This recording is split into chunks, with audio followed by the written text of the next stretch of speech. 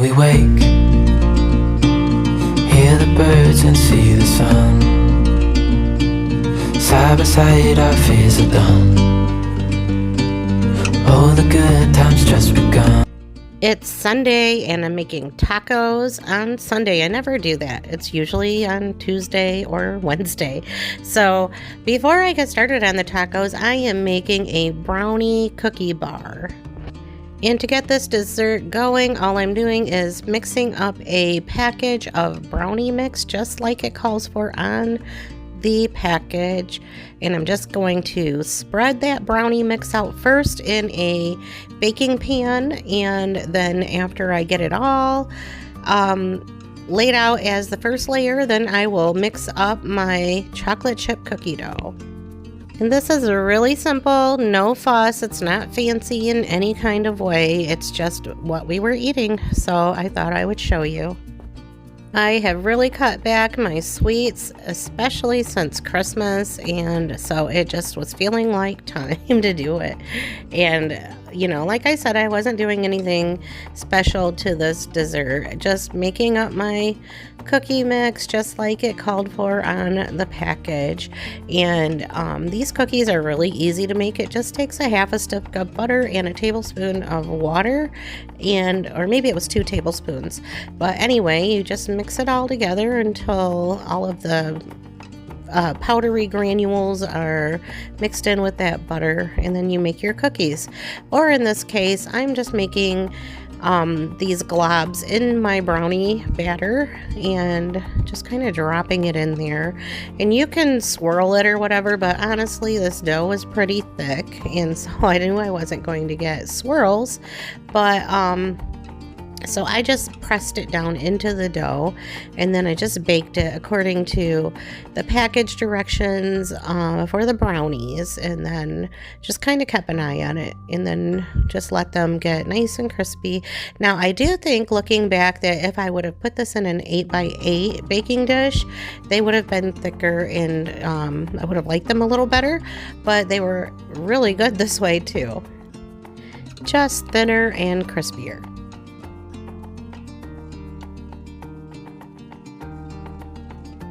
And this is how the brownie cookie bars turned out. They were really good. And so, like I said, I was making tacos, and I'm doing a lot of ground beef here. That's because I'm also going to meal prep a meal for later in the week. So I'm making up this big huge pan of taco meat, just using some store-bought seasoning. I have been using my own, but I was out and didn't feel like making any at the time, so I just used some packages from the fridge. I added some water to help break down that meat a little bit. It was really kind of tough. And so I'm getting some oil in a frying pan here so that I can fry up some corn tortillas into tostada shells, and I'm just getting them really crispy and then moving them to a paper towel. And I just did this over and over and over and over until I had the amount that I needed for my family.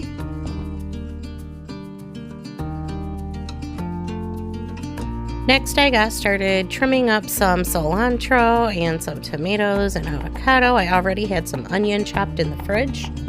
And these were just all things that we were having on our tostadas. I know in the beginning I said that I was making tacos, and I was. I did have some flour tortillas out for anybody who wanted to just have traditional tacos. And I'm pretty sure that all of the guys did have tacos. And some of them had tostadas, as well as tacos. That's crazy, but things are finally right. With you and I, the future is bright.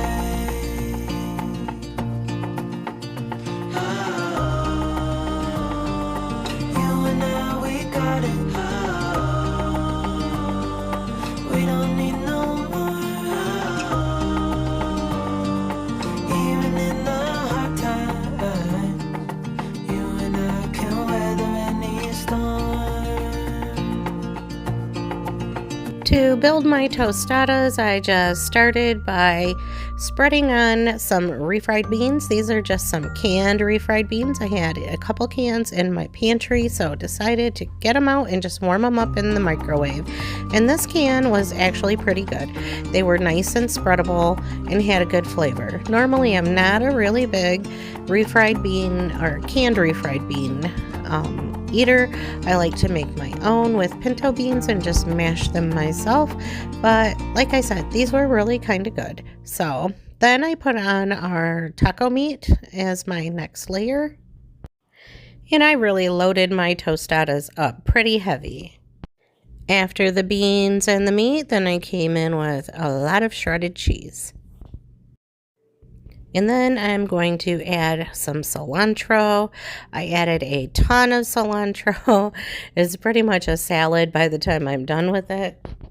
Next, these little tomatoes were just so good. They were so sweet. They had such a good flavor, which is very surprising in January. But hey, maybe it's because I haven't been eating so much sugar and I can actually taste the sweetness in other foods. I don't know, but these were so good. And then I'm just going to top it off with some sour cream next. And then, because I'm me, I'm going to have to add some hot sauce before I'm done.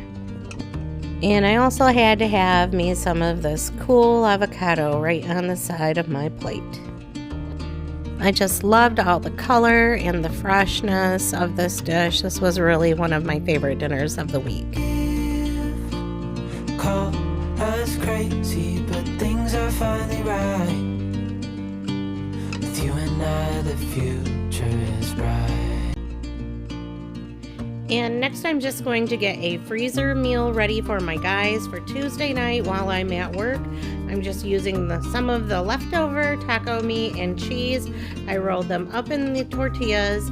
I first laid down a layer of enchilada sauce, and then I just put my enchiladas on top of that sauce, layered on a little more of that taco meat, and then some cheese and some more enchilada sauce. And then I'm just going to top that with some cilantro and then cover it with foil, put it in the freezer so that dinner is done while I'm at work on Tuesday.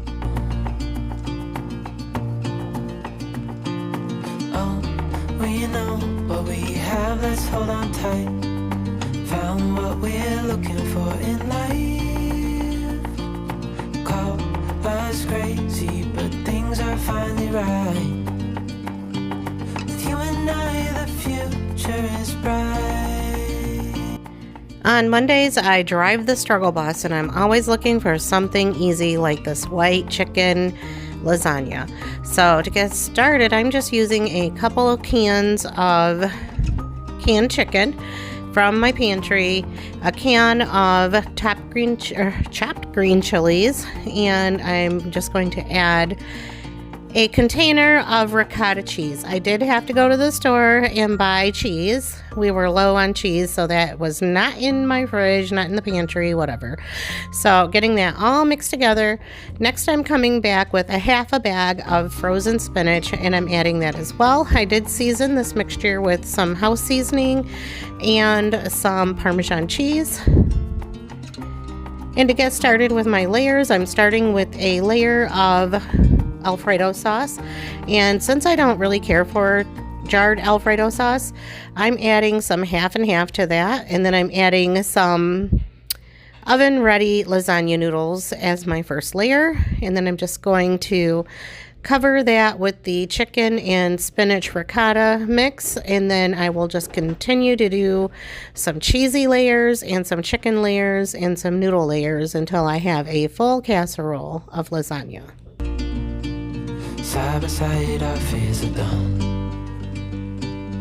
All the good times just begun.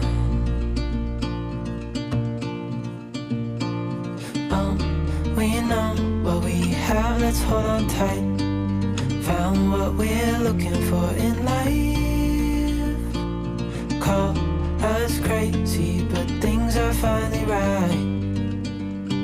With you and I, the future is bright.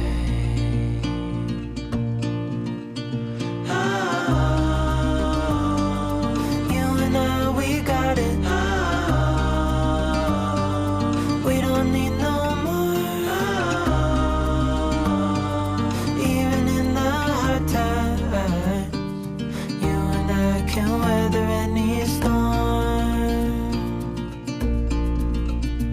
before sleep. Hear the crickets, see the moon, side by side and through and through. No limit to what we can do.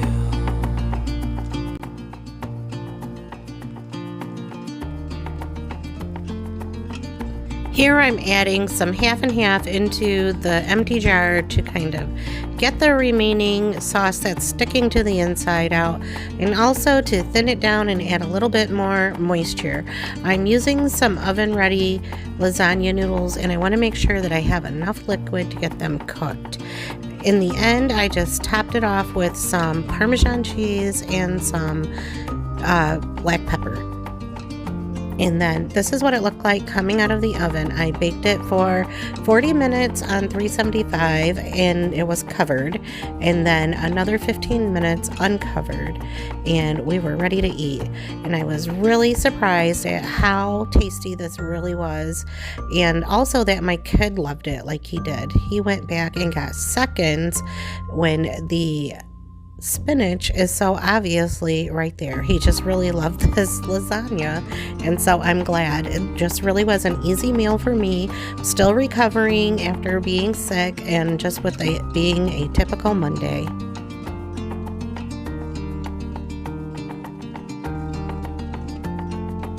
Tuesday morning before work, I just plopped that frozen enchilada into the oven, and voila, it was ready to go.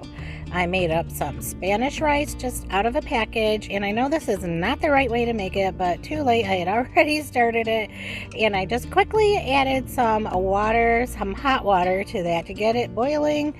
Didn't take any time since I already had everything all heated up. Anyway, I just finished off that rice. I added some grape tomatoes into my container because I just love tomatoes, and so I had some enchiladas and some rice and tomatoes to take for work, and I also had that for dinner that night. And even though we were not eating dinner together on this night, we were eating the same meal. Hey, do you ever get stuck in your car? Maybe not, but I did. So I'm on my lunch at work today, and I'll just show you. This semi at work is parked right behind me, so I cannot leave. They're doing construction in our office building, and so I am just eating my lunch in my car, and luckily I did bring my lunch today. Otherwise I would be kind of just hungry. So anyway, I do have my lunch with me, and I just got off the phone with Bill, and we were talking about what we're going to have for dinner. And I know, it's like, how can you think about dinner when you're eating? I don't know. I do. I'm always thinking about what the next meal is, what we're going to have, and all that good stuff. So I kind of had an idea what we were going to do for lunch today. And so I had a couple of different things in mind. And it is like super snowy and wet and kind of just gross. So I just want to get home today after work and just get warmed up and not have to stand in the kitchen for a super long time preparing dinner. So we both agreed that today was a good day for breakfast for dinner. And that just seems to kind of happen mostly on Wednesdays for us. So we are going to do pancakes and sausage and eggs later. So kind of always feel a little better when I have a plan in place. So the next time you see me, you will see me making dinner and dishing that up. And so yeah, I'm just looking around at everybody. They're probably wondering, what is this woman doing sitting in her car? Well, yes, kind of stuck me here, you know. So anyway, that's what's up for today. It's Wednesday, it's rainy, it's snowy. We got a lot of snow. Lots and lots and lots of snow. Finally. Like, how dare they have snow in the winter, you know? Anyway, that's what's going to happen today. I got to get back into work, and I just am looking forward to getting home today and getting warm, being nice and cozy in my own house with my own food, and just calling it a night, I guess, a day. I mean, I'd hate to wish my days away, but sometimes when you're dealing with this, you know, what are you gonna do? Just make pancakes, I guess. All right, bye for now.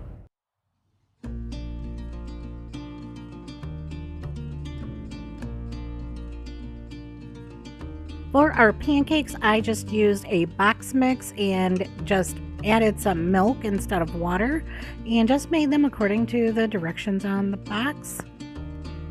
Now, I knew all along that I was wanting some peanut butter pancakes, and I'll show you how I put those together in just a minute. But first, I'm going to get some eggs going in another pan for some scrambled eggs. Bill was also making some sausage patties to go along with this meal, but I did not film that. I just seasoned my eggs with some salt and some pepper. I added some milk right into the pan. I allotted for 2 eggs for each person in the household, and then just let them cook through until they were nice and cooked through and soft and whatever. Scrambled eggs, that's what they are. So anyway, to get my peanut butter pancakes ready, I just smeared some peanut butter on my bottom pancake, and these are nice and toasty hot. You want that peanut butter to get nice and melty. And then I just smeared some more peanut butter on top of my second pancake, drizzled some syrup over top, and then I'm going to add some chopped nuts. I believe this handful of nuts is a mixture of pecans and walnuts. So I am just getting some of those scrambled eggs alongside of my pancakes and then a piece of that sausage, and that's going to do it. That is our Wednesday night breakfast for dinner. If you like sweet and savory like I do, then this is the meal for you. On Thursday, I went with Bill to his pool tournament, and we were all kind of on our own. I think I had a frozen burrito, and who knows what the kids had for dinner. But on Friday, I was back in the kitchen and cooking a nice, tasty meal for my family. I am using a package of pork and a package of ground beef. Started off with this itty bitty bowl and then decided to change into a bigger bowl, which really wasn't that much bigger. So who knows, maybe it's like one of those deals like how a small, a medium, and a large cup at McDonald's holds the same amount of soda. I don't know, but I had a little bit more room in this bowl, so I'm just using the other one for my garbage bowl since it's already dirty. And so I'm making stuffed peppers, and I'm just making that mixture kind of like you would a meatloaf. I'm using some seasoned breadcrumbs, and for this one I'm just pouring a little bit of tomato sauce right into the mixture here. I do season this up with some house seasoning, and I have some really oblong shaped peppers, so we're going to make these lengthwise, and there's a whole lot of hand washing going on in this process because I am handling this raw meat with my bare hands, so that's why there's so many transitions in this clip. But here I am getting those peppers cut. Like I said, they were odd shaped. They were really a little too tall to stuff the traditional way. So I'm cutting them in half, and I'm just going to kind of lay the meat in there, hoping that they stand up as little boats, but they kind of didn't, but it worked out okay. Anyway, I do have one that is just a regular bell pepper, and then I'm just going to get started putting that meat right down into all the little nooks and crannies of this pepper. Now, I really do like stuffed peppers, the recipe where you use the rice and all that good stuff, but Bill does not like rice that much, so I just usually make these kind of like a meatloaf stuffed pepper these days, and they like those so much better. So, if I ever get in the mood for the ones with rice, then I will make those for myself. But on this day, I was just making them kind of as meatloaf stuffed in peppers. And we did find that we do like the red peppers the best. So I just put these covered in the oven for 40 minutes on 375. And then while those are cooking, I just got some cabbage in a skillet with a little bit of olive oil, and I'm just going to season that cabbage with some salt and pepper and garlic powder. And then to go along with this meal, I'm just going to make some instant mashed potatoes.